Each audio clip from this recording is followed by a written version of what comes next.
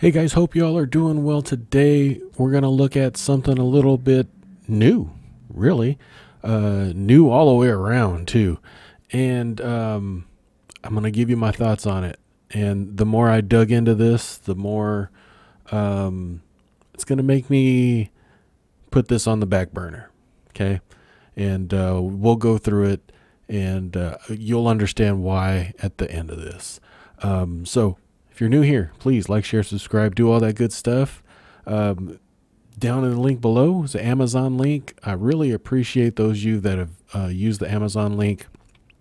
For the month of September, we logged over $50 in commission income for that Amazon link, and I truly appreciate it because it's all coming from you. And yeah, it doesn't cost you a penny. It really doesn't. Download or bookmark my Amazon link. If you're an Amazon shopper, please use it. It doesn't cost you any extra, and Amazon sends me a few extra pennies to go into the kitty. So it's truly helpful, and I truly appreciate it. So what are we looking at today? Well, we're looking at a ETF from a brand new company that's not really that new, and I'll explain that in a minute, called NEOS. And what we're looking at is ticker symbol SPYI, and that is the NEOS S&P 500 High Income ETF. Now we're just going to go kind of a broad overlook at this, and we're going to start with the fact sheet, and we'll go over real quick the investment strategy. We'll look at the dividend it's paid out, its performance for the month. That's about all we got, and I'll share with you some other insights as well. So first off, let's look at the fact sheet here. High monthly income generation is what they're expecting. Aims to generate high monthly income by investing in the constituents of the S&P 500 index and implementing a data-driven call option strategy. Is it data or data? Data? The nice thing about this, though, is it's tax efficient, because some people might not know what a 1256 contract is. It's basically it's treated as favorable in a futures contract, not in an equity contract. I know this is probably going over people's heads. I apologize. But if you use the index futures as options that are cash settled, typically, the IRS will recognize a 60% long-term and 40% short-term as far as the way the income is taxed. Okay. Potentially lower volatility. The income generated by SPYI may provide outperformance in mildly bullish or bearish environment.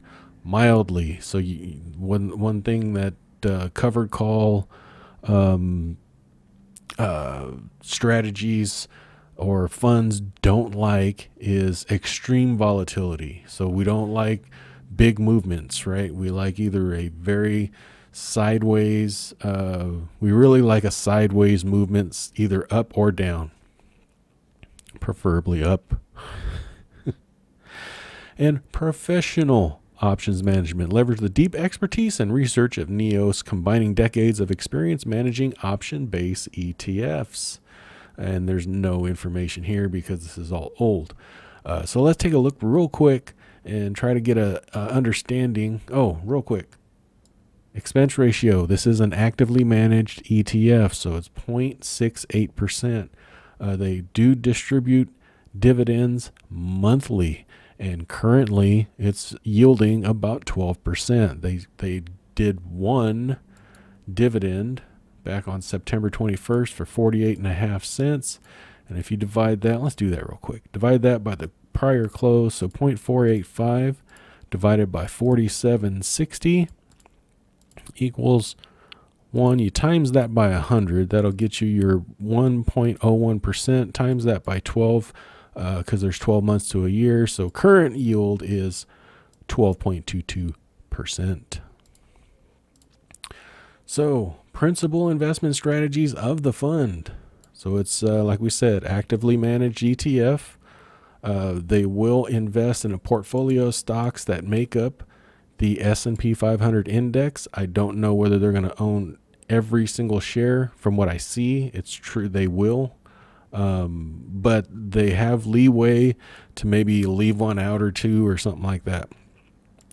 And they do a call option strategy, basically a call spread, which consists of a mix of written, which equals sold, call options and long bought call options on the S&P 500 index, which is the SPX. It's not the SPYI, it's not VOO, it's the SPX index. Under certain circumstances, the call option strategy may include transactions with covered call options. So they have carte blanche freedom to write covered call options on the stocks they hold. The fund seeks to generate high income from the premiums earned from the SPX call options, as well as the dividends received from the fund's equity holdings. So the call option seeks to generate a net credit, meaning that the premium received from the sale of the call options will be greater than the cost of buying the long out of the money call options. Okay. So the fund also seeks tax efficient returns by utilizing index options that receive favorable tax treatment under IRS code rules because they qualify as Section 1256 contracts. This is important. Under these rules, each Section 1256 contract held by the fund at year end is treated as if it were sold at fair market value on the last business day of the tax year. Now, that's when I first heard that, I was like, well, held by the fund at year end, so it's only good in December, right? Well, it goes on. If the Section 1256 contracts produce capital gain or loss, gains or losses on the 1256 contracts open at the end of the year or terminated during the year are treated as 60% long-term and 40% short-term, regardless of how long the contracts were held. So that is it in a nutshell. They want to replicate the S&P 500, so they'll probably buy all 500 shares. They're going to use about 80% of the fund assets to do so. And if they feel, like I said, it's actively managed. So, if they feel like, some of the stocks on the S&P they don't want to deal with, they don't have to. It's just they're going to use, it says it right here actually.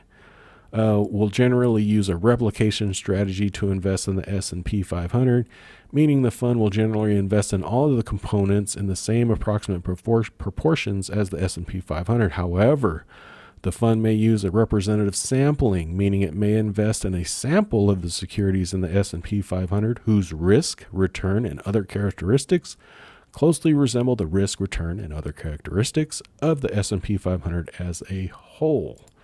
So, on the surface, this thing looks, it looks good, right? You're going to own most of the S&P 500.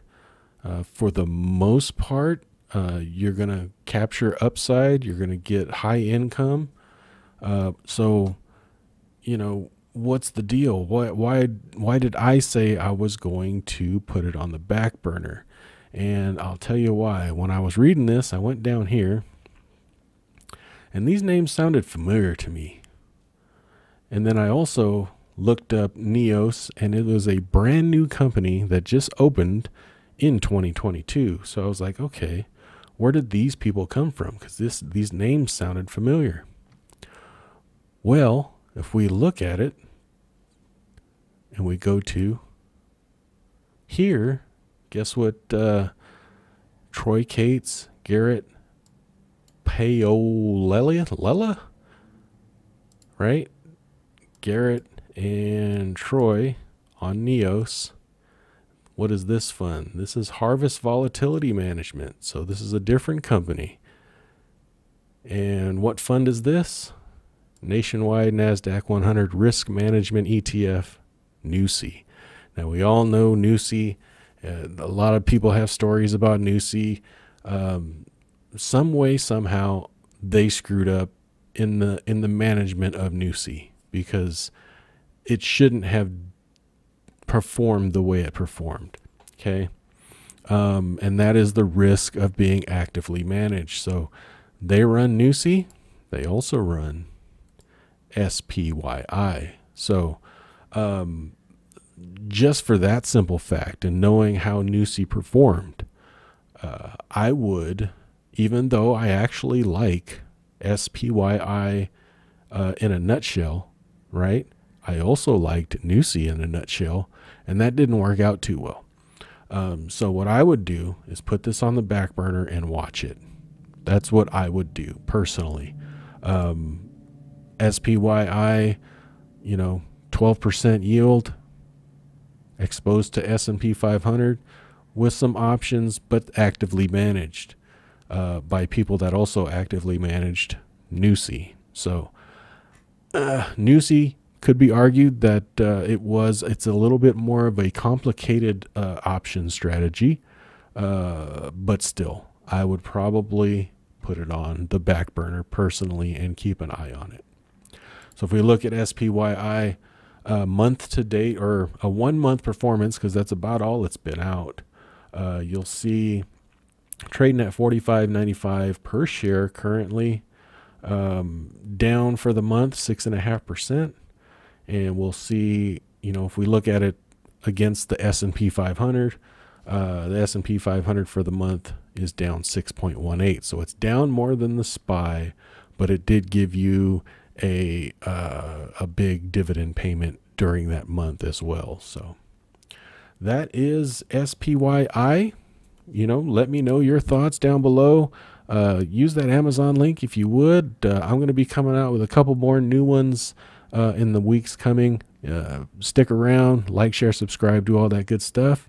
Thanks for watching. You have a great weekend. We'll talk to you later. Thanks. Bye-bye. I am not a financial advisor. The information contained in this video is for entertainment and informational purposes only. It is not intended to be investment advice. Please seek a licensed professional for any investment, tax, or legal advice. Thank you.